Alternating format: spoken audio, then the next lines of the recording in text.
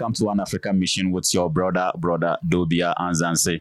So as we said, we told you One African Mission, we are in SHESHIMANE today, and then we are here with our family because this is a family conversation, and the family conversation is just gonna be the same thing that we are fighting for, a united Africa. Yeah. So I'm here, I feel at home in my house to have a conversation with my brothers about their view on a possible Africa. So brothers, you are welcome to One African Mission. Greetings, my brother. Greetings. Thank you. So thank you very much for coming to One African Mission. So what's your name, bro? Me name Caleb Martin, straight out of SHESHIMANE, All right. Father Jamaican, mother Ethiopian, All right. Still live yourself, children, first generation. All right. Thank you. And then yourself? Yes, my name is Vernon Carrington. Vernon Carrington. Yes, from the tribe of Judah. And then how long you been in Ethiopia? Yeah, first I would like to tell all West African and all Africans in general. I like to greet you in that name, precious name of our Lord and Savior Jesus Christ, who was this day revealed unto us in the wonderful personality of His Imperial Majesty Emperor Haile Selassie I, King of Ethiopia, King of Africa, the Father of Peace. You understand? I am glad to meet you guys from West Africa. I am from East Africa, Ethiopia, SHESHIMANE. You understand? Yeah. My parents repatriated from the small Caribbean island called Jamaica. Yeah. In the early 1960s, All right. Okay. I was born here. All right. You were born in Africa. Yeah. Oh, that's great. And the reason why they came to Ethiopia is the connection of Haile Selassie visit to Jamaica. Jamaica, yes. Yeah. When he visited there, he gave all black people who want to return back to Africa All right. a place in SHESHIMANE. All right. And my parents and his parents are the few who took that opportunity and came here. So we are the first generation of them. All right. All right. Thank you very much. This is a brief history of this land. This land was given to our people in the diaspora by His Imperial Majesty, Emperor Haile Selassie. He give this land to our people. This show you the love the king has for his people. So my brother, this our talk is gonna base on the unity of Africa, and this united Africa, as you already said, it was prophesied by His Imperial Majesty. He was the one who first spoke about a united Africa, one military, one passport, one government, one currency. So as an African, do you see a possible united Africa? Of course it will happen. Because remember, Gaddafi said one money, one passport, His Majesty of the League of Nations 1932, he said there should be the AU, which is the OAU, stand foot in Addis Ababa, Ethiopia, Africa, So when Julius Nyerere and them come over, and Kwame Nkrumah and them, you see, Africa should be united back then, not even now. The future generation will bring it back. It's just the leaders, we need some strong leaders, strong generation, educated people, educated black people to understand what's going on. It's an oppression. You understand what the white man bring to us. They doctrinate our mind. So now we have to come together. It's about time. Me think so. We know so. All right. Yeah, man. So we're going to do it. All right.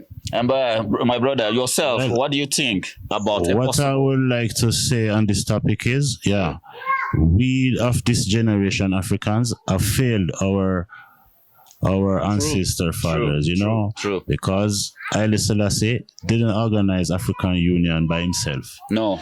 You had great leaders like Nkrumah. Yes. You understand? You have great leaders like Jomo Kenyatta. And all of them came together. Yeah. The reason for them coming together at that time is not for what we are facing today in Africa. No. You understand? So in that case, we let them down. In that case, we let them down. You understand? Can we make them happy again? Yes, we can. So how do we do it then? It's going to take a lot. And also we believe God is with us. So it's going to take our leaders' effort, and a little bit of God hand in it for I to liberate ourselves fully. and be equal as everyone. Okay? Yeah. Because as you can see, this world is not set for us to be liberated as how we wanted or as our fathers put it for us. True. You understand? United Nation, as you can see, it's not really for us Africans. You understand? Our leaders have tried to propagate about this thing many times. Yeah. Great leaders like Mugabe. Yes. You understand? Great leaders like Gaddafi. Yes. Great leaders have tried over the years. Yeah. But we still fail. Yeah. And it is an issue we have to work on. That's my view, you know? All right. That's great. My brother, and then you talk about the imperialists. They don't want to see a united Africa. But in this 21st century, as Africans, we came from Ghana, and then we were traveling from Addis Ababa to Kenya. And when we get to Moyale, the border between Ethiopia and Kenya, the immigration in Kenya, they said to us, you are not allowed to go. Can we still in this 21st century blame the white man for what we are doing to ourselves? That depends on what we have now. You see gold, diamond and them thing there. That's why you don't cross your border. In Africa, they don't want us to cross Congo, go to Rwanda, because one have tantalum, one have diamond, one have uranium, one have plutonium. So we have to organize that with our chiefs, if we have them. Yeah. You understand? So we cannot cross the borders where chief exists. We're Africans. You know why it happened? Because politicians have their police force, armed force, military force. The only way we can break that mend is when we come together. Trust me. True. Wow, that's deep.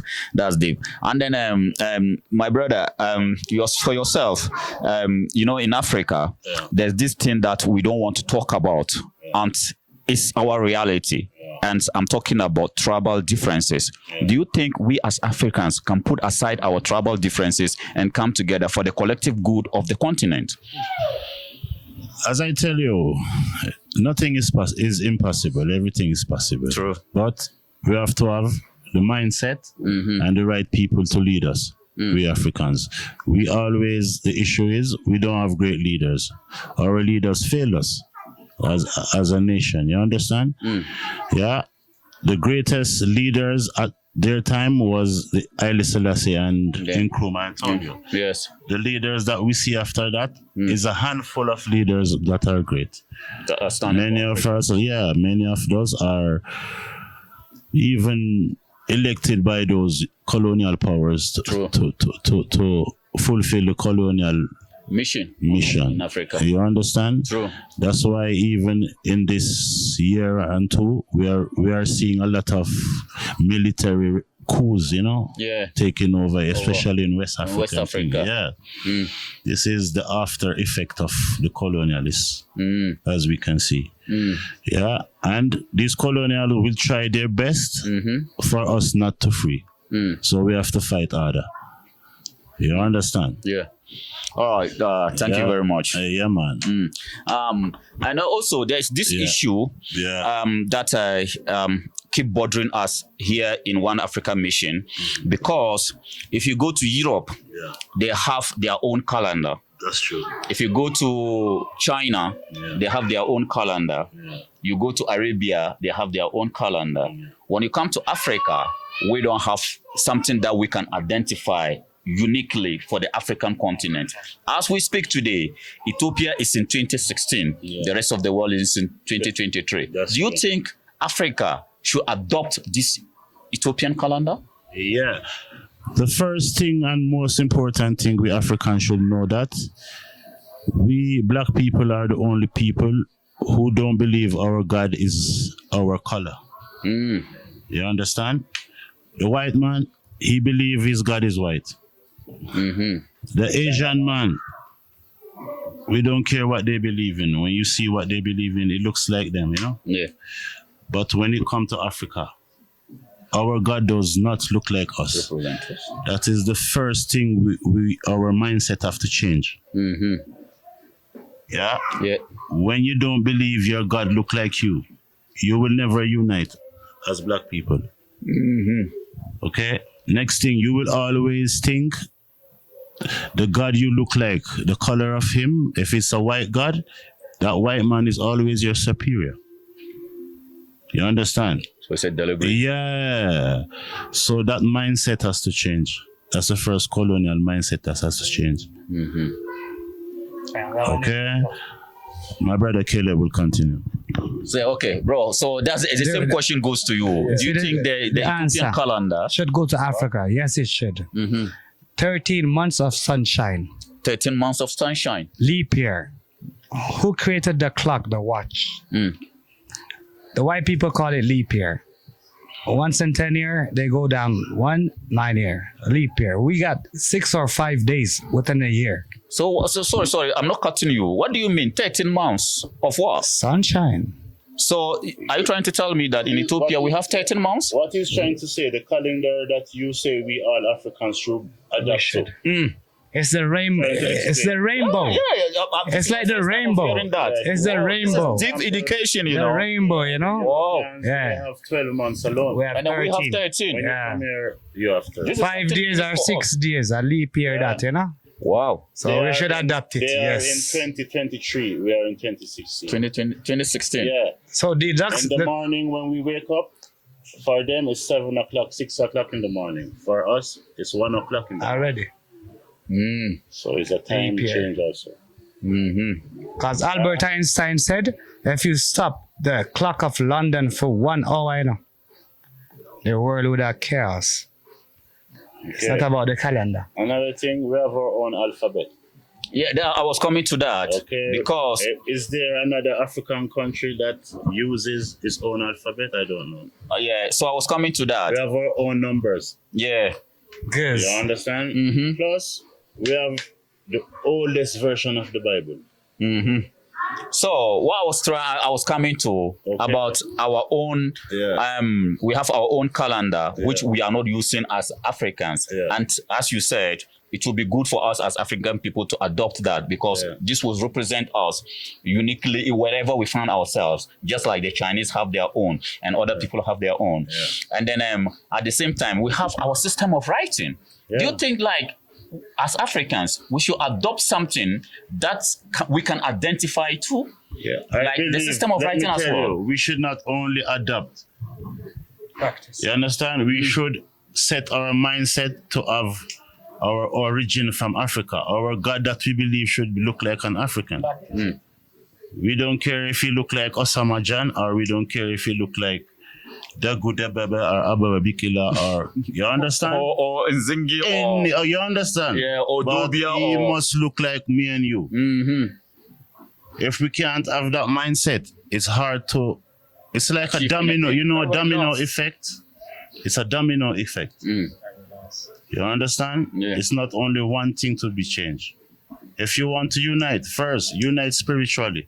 Then you unite physically, unite mentally. You understand? Right. One cannot work without the other.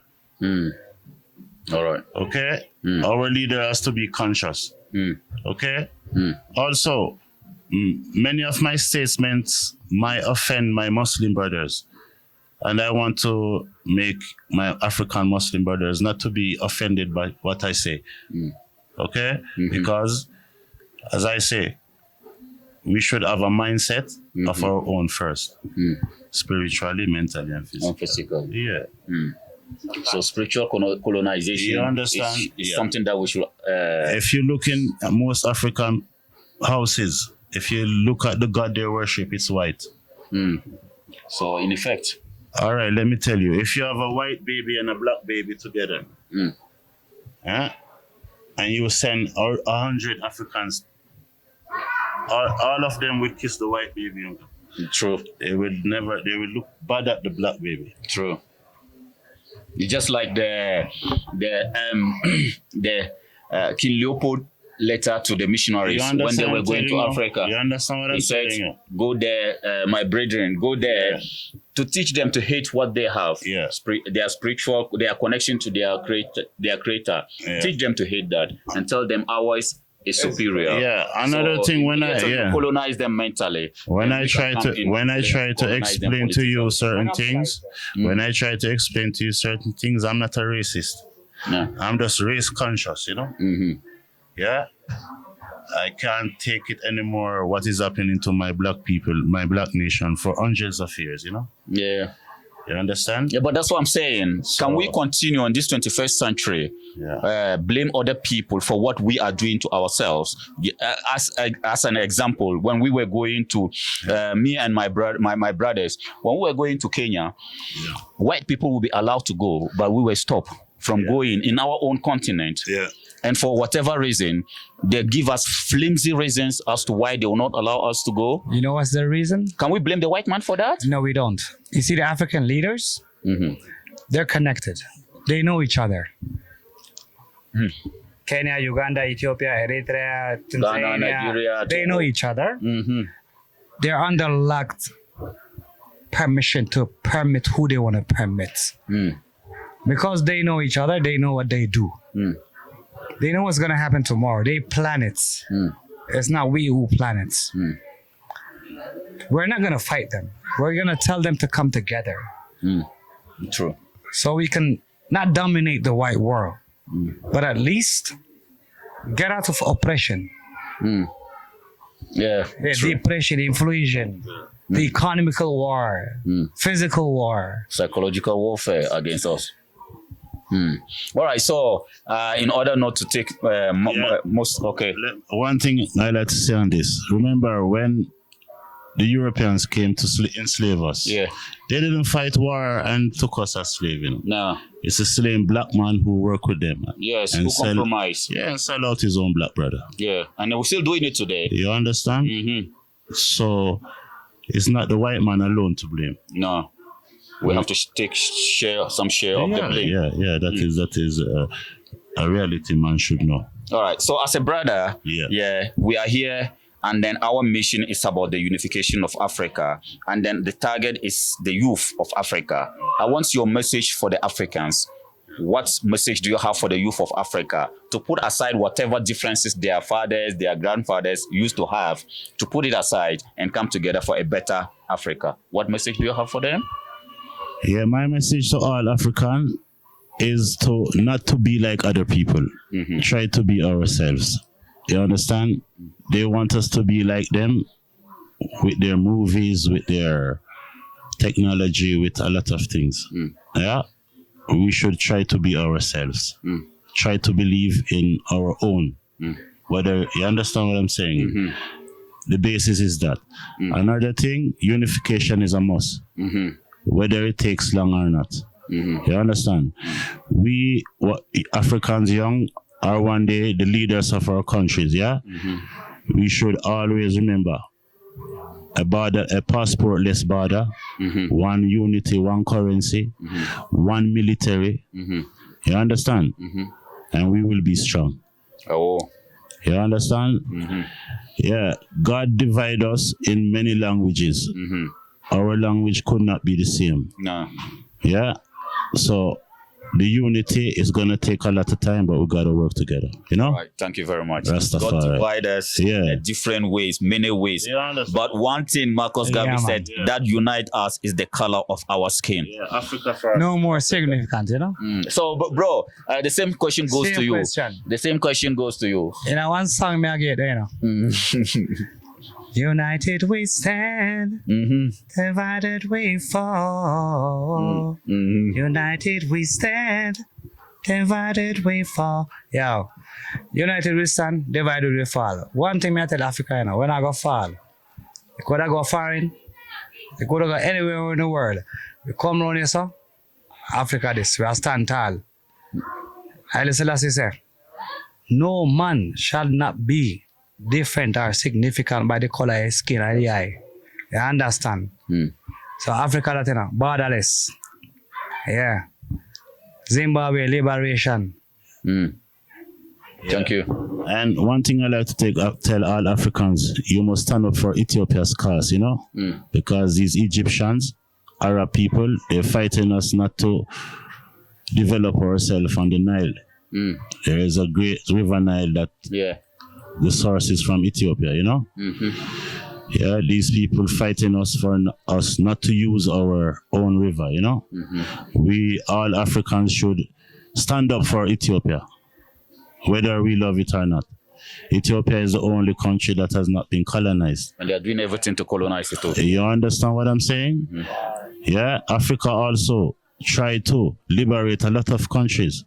Ethiopia is the country who trained Mandela to go back and fight apartheid. Mandela, yeah. Ethiopia is the country who sent soldiers to Zimbabwe for Mugabe to liberate his country from Rhodesia. We send soldiers to Congo, to Sudan.